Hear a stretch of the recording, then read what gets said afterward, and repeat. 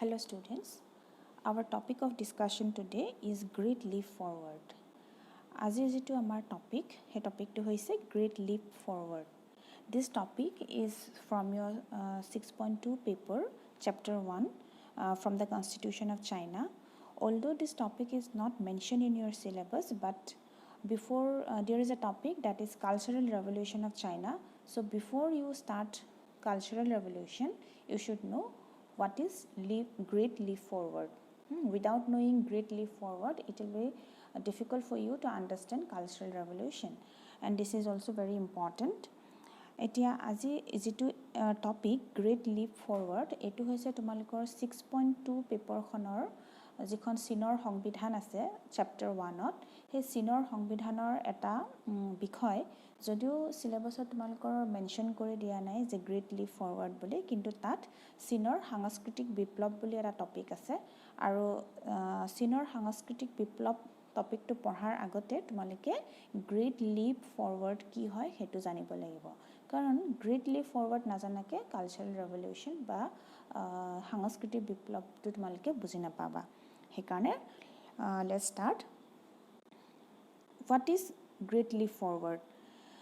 Great Leap Forward, it was a policy initiated by Mao Zedong, who was the leader of Communist Party of China.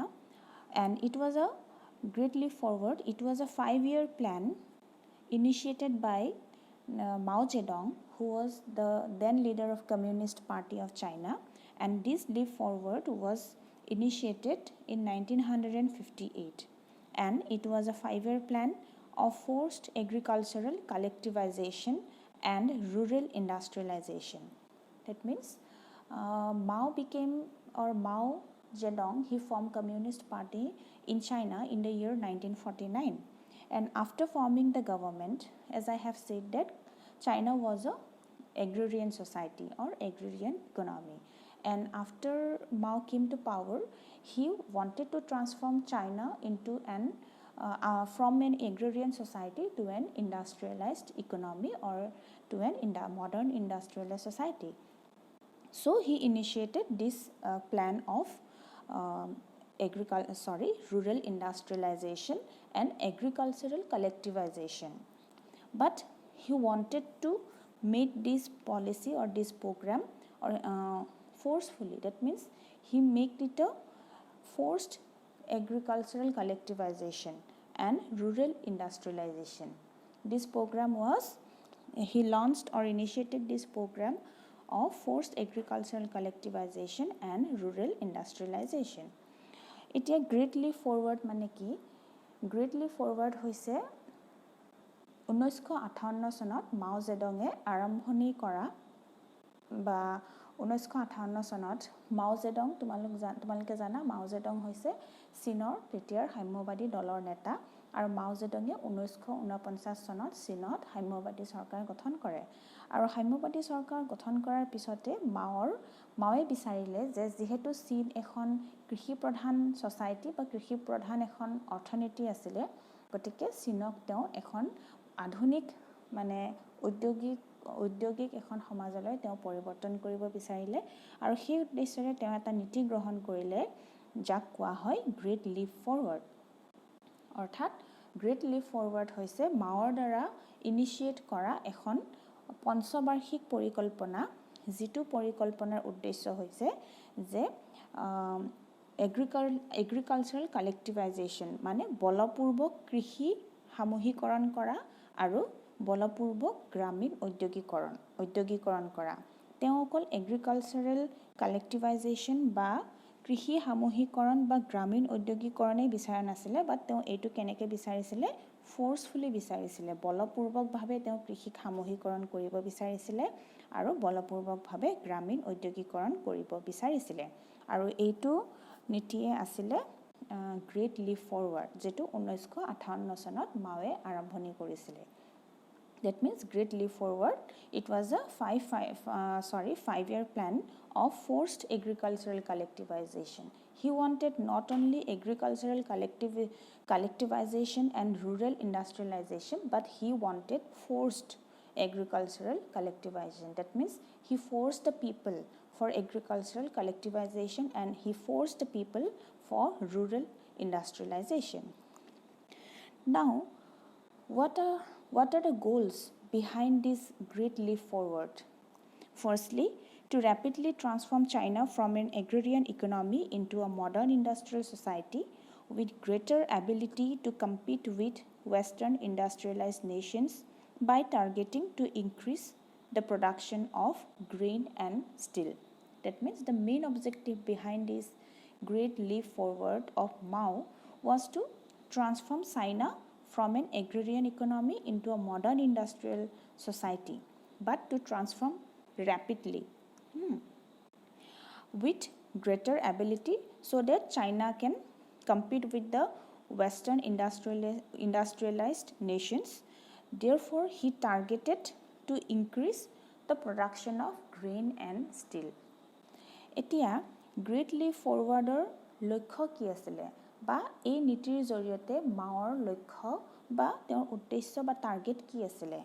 ফাৰ্ষ্টতে মাওৱে ইয়াৰ জৰিয়তে বিচাৰিছিলে যে চীনক যাতে এখন কৃষি প্ৰধান অৰ্থনীতিৰ পৰা যাতে এখন আধুনিক ঔদ্যোগিক সমাজলৈ মানে শীঘ্ৰে পৰিৱৰ্তন কৰিব পাৰে, এখন কৃষি অৰ্থনীতিৰ পৰা যাতে আধুনিক ঔদ্যোগিক সমাজলৈ শীঘ্ৰে পৰিৱৰ্তন কৰিব পাৰে, আৰু যাতে চীনে যিবিলাক পশ্চিমীয়া যিবিলাক ঔদ্যোগিক দেশ আছে সেই দেশবিলাকৰ লগত যাতে অধিক ক্ষমতাৰে যাতে মোকাবিলা কৰিব পাৰে।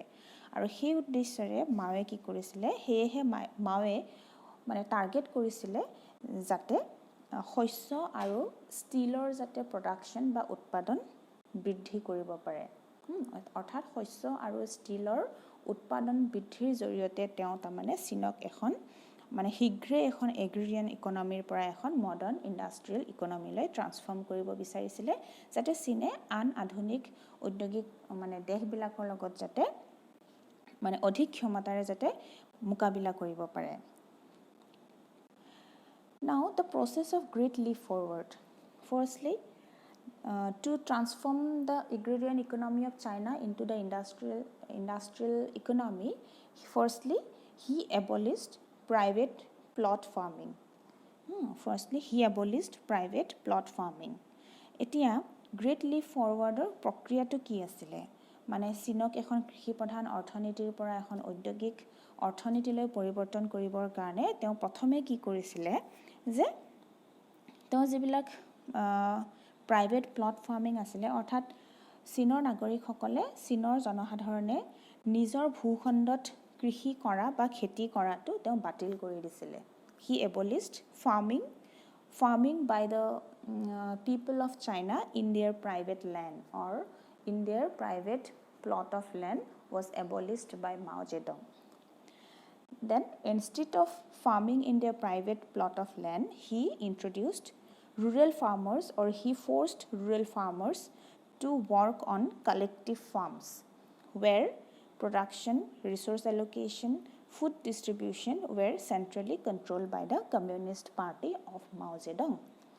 ইয়াৰ পৰিৱৰ্তে তেওঁ জনসাধাৰণক নিজৰ নিজৰ ভূখণ্ডত বা মাটিত খেতি কৰা বন্ধ কৰি দিছিলে, আৰু ইয়াৰ পৰিৱৰ্তে তেওঁ কি আৰম্ভণি কৰিছিলে যে গ্ৰামীণ খেতিয়কসকলক তেওঁ সামূহিক মানে ব্যক্তিগত ভূখণ্ডৰ পৰিৱৰ্তে সামূহিক খেতি কৰিবলৈ মানে জোৰ দিছিলে, ফ'ৰ্চফুলি মানে খেতিয়কসকলক নিজৰ মাটিৰ পৰিৱৰ্তে তেওঁ সামূহিক মানে খেতিৰ তেওঁ ব্যৱস্থা কৰিছিলে, য'ত তেওঁলোকে সেই জনসাধাৰণে তাৰমানে খেতিয়কসকলে তাত খেতি কৰিব লাগিব, তেওঁলোকক বলপূৰ্বকভাৱে তাতে খেতি কৰিবলৈ বাধ্য কৰিছিলে। আৰু তাত কি হ'ব, সেই কালেক্টিভ ফাৰ্মবিলাকত কি হ'ব, উৎপাদন, তাৰপিছত সম্পদৰ আবণ্টন, খাদ্য বিতৰণ, এই সকলোবিলাক সম্পূৰ্ণভাৱে চেণ্ট্ৰেলি সাম্যবাদী দলে বা মাওৰ দ্বাৰা কমিউনিষ্ট পাৰ্টিয়ে কি কৰিব, নিয়ন্ত্ৰণত ৰাখিব। উৎপাদন, আবণ্টন, খাদ্যৰ বিতৰণ, এই সকলোবিলাক মানে কমিউনিষ্ট পাৰ্টিয়ে নিয়ন্ত্ৰণ কৰিব। That means farmers were forced to work on the collective farms, and also the production, the allocation of resources and distribution of food among the people of China were centrally controlled by the Communist Party led by Mao Zedong. Next, The new irrigation project, experimental new agricultural techniques were quickly introduced around the country. আৰু সেয়েহে নতুন নতুন যিবিলাক ইৰিগেশ্যনৰ project আছে, irrigation project মানে ধৰা যিবিলাক সিঞ্চনৰ পৰিযোজনা বা প্ৰজেক্ট, সেই প্ৰজেক্টবিলাক মানে কুইকলি গোটেই চীনত মানে তীব্ৰতৰভাৱে মানে আৰম্ভণি কৰিলে। লগতে যিবিলাক এক্সপেৰিমেণ্টেল অৰ্থাৎ প্ৰায়োগিক যিবিলাক নতুন নতুন কৃষিৰ কৌশল আছে, কৃষিৰ লগত জড়িত যিবিলাক টেকনিক্স আছে, কৌশল আছে, সেইবিলাক গোটেই চীনত মানে ক্ষিপ্ৰভাৱে তীব্ৰতৰভাৱে ইন্ট্ৰডিউচ কৰি দিলে।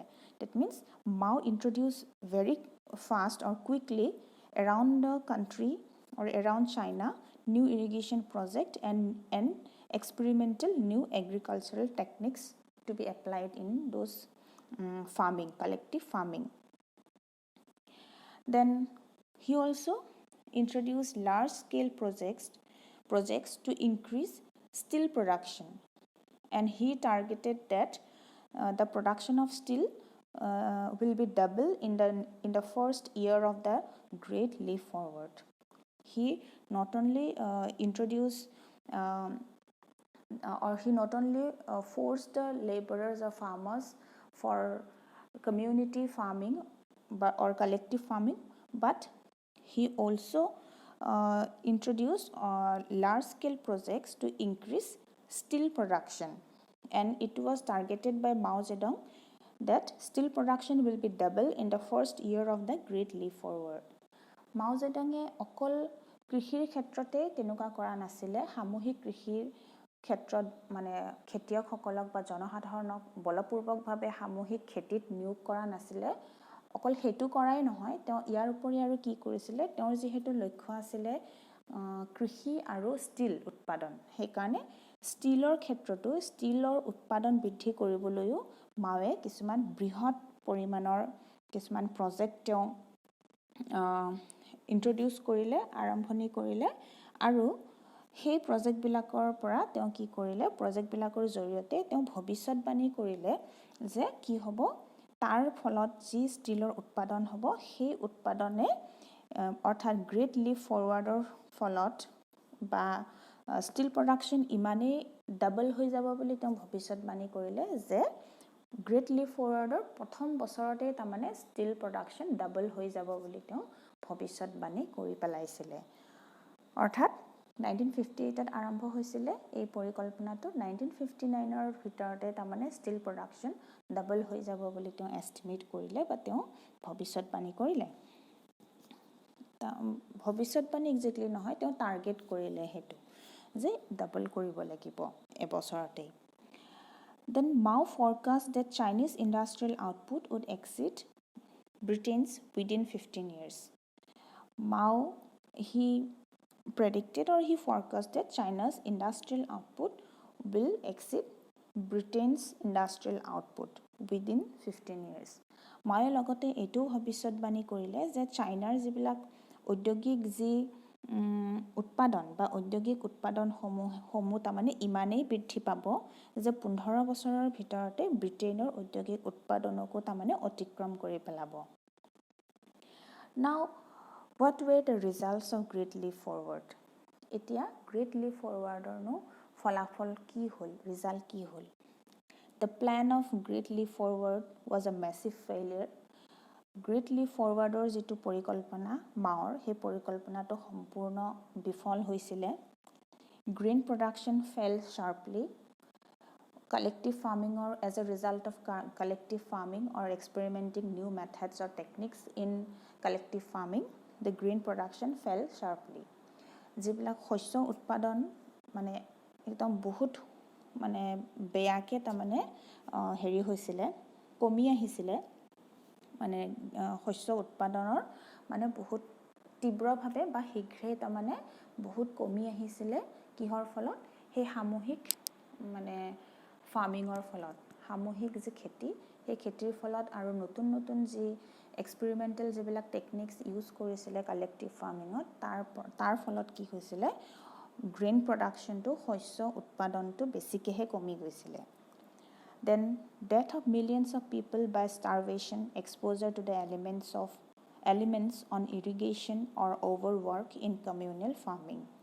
তাৰপিছত কি হৈছিলে ক্ষুধাৰ ফলত মানে লাখ লাখ জনসাধাৰণৰ বা খেতিয়কৰ মৃত্যু হৈছিলে অৰ্থাৎ কমিউনেল ফাৰ্মিঙত তেওঁলোকক অভাৰৱৰ্ক কৰোৱা হৈছিলে ফ'ৰ্চফুলি তেওঁলোকক বহুত বেছি কাম কৰোৱা হৈছিলে যাৰ ফলত কি হৈছিলে লাখ লাখ মানুহৰ মৃত্যু হৈছিলে famine occurred resulting death of millions of people আৰু কি হৈছিলে famine হৈছিলে তাত মানে কি কম এইটো অনাহাৰ হৈছিলে তাত অনাহাৰ মানে আকাল হৈছিলে আকালৰ সৃষ্টি হৈছিলে ইমানেই খাদ্যৰ অনাটন হৈছিলে আৰু বিভিন্ন লোকৰ মৃত্যু হৈছিলে ভোকত ক্ষুধাত অৰ্থাৎ তেতিয়া মানে চীনত গ্ৰেট লিপ ফৰৱাৰ্ডৰ ফলত তাৰমানে আকালৰ সৃষ্টি হৈছিলে বা অনাহাৰৰ সৃষ্টি হৈছিলে Therefore, farmers tried to escape from collective farming, but those who tried to escape were beaten up, buried alive, publicly mutilation, and they were tortured by such other methods.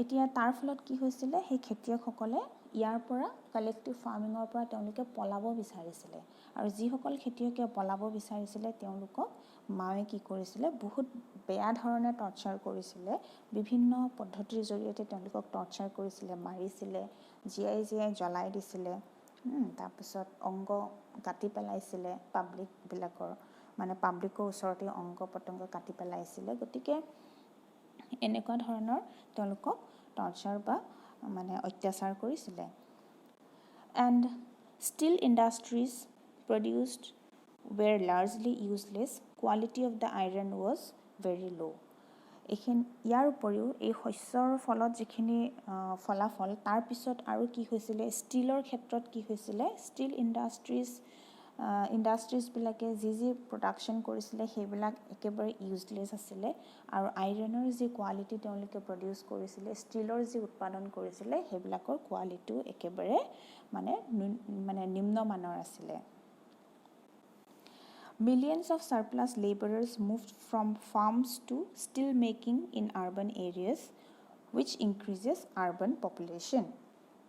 Lakh lakh মানে surplus labor বিলাক অৰ্থাৎ যিবিলাক লেবাৰক যিবিলাক ফাৰ্মাৰক তাৰমানে অভাৰৱৰ্ক কৰোৱা হৈছিলে exhausted হৈ গৈছিলে সেই লেবাৰবিলাকে ফাৰ্মবিলাকত কাম কৰাৰ পৰা তেওঁলোকে বাচিবৰ কাৰণে তেওঁলোক ষ্টিল আৰ্বান এৰিয়াজত যি ষ্টিল মেকিং মানে ইণ্ডাষ্ট্ৰিজ বা যি ষ্টিল মেকিঙৰ কাম আছিলে সেই কাম কৰিবৰ কাৰণে তেওঁলোকে আৰ্বান এৰিয়াজলৈ তেওঁলোকে মুভমেণ্ট কৰিছিলে গতি কৰিছিলে তাৰ ফলত কি হৈছিলে নগৰ অঞ্চলত আৰ্বান এৰিয়াজত পপুলেশ্যন বৃদ্ধি হৈছিলে জনসংখ্যাৰ বৃদ্ধি হৈছিলে Then increased urban population again led to demand on collective farms to increase grain production for urban consumption. That means as a result of the increase in the urban population, as the surplus laborers they move from collective farmings or farms to steel making in urban areas, this resulted increase in urban population. And as a result of urban population, it led to the demand on collective farming to increase grain production for the consumption of the urban population. এতিয়া যিহেতু সেই সাৰপ্লাস লেবাৰবিলাক ফাৰ্মিঙৰ পৰা তেওঁলোকে still মেকিঙত কাম কৰিবৰ কাৰণে তেওঁলোকে মানে ৰুৰেল এৰিয়াজৰ পৰা আৰ্বান এৰিয়াজলৈকে গতি কৰাৰ ফলত কি হৈছিলে আৰ্বান পপুলেশ্যন অৰ্থাৎ নগৰৰ জনসংখ্যা বৃদ্ধি হৈছিলে আৰু নগৰৰ জনসংখ্যা বৃদ্ধি হোৱাৰ লগে লগে কি হ'ল আকৌ তাৰমানে বেছিকে শস্য উৎপাদনৰ প্ৰয়োজন হ'ল এতিয়া সেই কালেক্টিভ ফাৰ্মছবিলাকে এতিয়া বেছিকে শস্য উৎপাদনৰ প্ৰয়োজন হৈছিলে যাতে সেই আৰ্বান পপুলেশ্যনখিনিয়ে যাতে কনজিউম কৰিব পাৰে তাৰপিছত after that despite of all these shortages that means there were shortages of foods during that period but despite of all these shortages China remained a net exporters of grain and refused offers of international food relief so that it can convince the rest of the world that his plan of Great Leap Forward were a success. That means Mao wanted to show the rest of the world that his policy of Great Leap Forward was a success. That means now China has been producing more grains and steel. He wanted to show the world that China has been producing more grains and foods. Now China is also becoming industrialized economy. Therefore, although there were shortages of foods and all, China remained a net exporter of grain and refused to take offers from international food relief. Although there was famine, there was shortages of foods, but Mao refused to offer help from international food reliefs so that it can convince the rest of the world that China's plan is or was a success. Net exporter of grain means that means he wanted to show that he exports grains more than he imports grain or imports something. He wanted to show the world that. এতিয়া ইয়াৰ ফলত কি হৈছিলে, যদিও চীনত খাদ্যৰ ইমান নাটনি হৈছিলে, তাত অনাহাৰ হৈছিলে, অকাল হৈছিলে, তথাপিও কিন্তু চীন কি আছিলে, তেওঁ নেট এক্সপৰ্টাৰ্ছ আছিলে. নেট এক্সপৰ্টাৰ্ছ মানে ৰপ্তানি তথাপিও কিন্তু গ্ৰেইনৰ বা শস্যৰ ৰপ্তানি তেতিয়াও চাইনাই কৰি আছিলে বেলেগ দেশলৈকে. তেওঁ বেলেগ দেশৰ আন্তৰ্জাতিক যি খাদ্য ৰেহাই যি আছে, তেওঁলোকেও চীনলৈ খাদ্য পঠাব বিচাৰিছিলে বা সহায় কৰিব বিচাৰে, কিন্তু চাইনাই ৰিফিউজ কৰিছিলে সেই সহায়. কিয় কৰিছিলে? কাৰণ মাৱে দেখুৱাব বিচাৰিছিলে, বিশ্ববাসীক দেখুৱাব বিচাৰিছিলে যে মাৱৰ যি গ্ৰেট লিপ ফৰৱাৰ্ড যিটো পৰিকল্পনা, সেই পৰিকল্পনাটো যে ছাকচেছ হৈছে সেইটো তেওঁ বিশ্ববাসীক বিশ্বাস দিয়াব বিচাৰিছিলে. আৰু সেয়েহে খাদ্যৰ অভাৱ হোৱাৰ পিছতো মাৱে কি কৰিছিলে, বেলেগ দেশলৈ শস্যৰ ৰপ্তানিহে কৰি আছিলে, যাতে বিশ্বই ভাবে যে চীনত শস্যৰ উৎপাদন ছাকচেছফুল হৈছে, বৃহৎ হৈছে. But this great leap forward, it was officially stopped by Mao Zedong in January 1961 after 3 brutal years of death and destruction.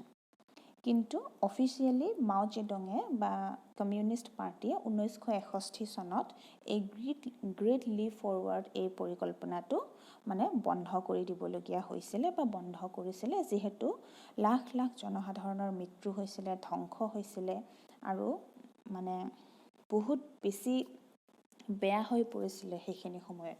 Great leap ফৰৱাৰ্ডৰ ফলত অনাহাৰ হৈছিলে, বহুতো লাখ লাখ লোকৰ মৃত্যু হৈছিলে, তাৰপিছত ধ্বংস হৈছিল, ফেমিন হৈছিলে. গতিকে সেইকাৰণে মাৱে, আৰু তাৰ ফলত লছো হৈছিলে. চীনৰ এনেকুৱা নহয় যে গ্ৰেইন আৰু ষ্টিল প্ৰডাকশ্যন বহুত বৃদ্ধি হৈছিলে, তেনেকুৱাও নহয়. চীনৰ ইয়াৰ পৰিৱৰ্তে শস্য আৰু ষ্টিলৰ প্ৰডাকশ্যন বহুত কমি আহিছিল. সেয়েহে মাৱে 1961 চনত, অৰ্থাৎ তেওঁৰ এইটো 5 year প্লেন আছিলে, বাট 3 yearsতে তেওঁ গ্ৰেট লিপ ফৰৱাৰ্ডটো অফিচিয়েলি এণ্ড কৰিবলগীয়া হৈছিলে. চ' এইখিনিয়ে হৈছে great leap forward. Thank U.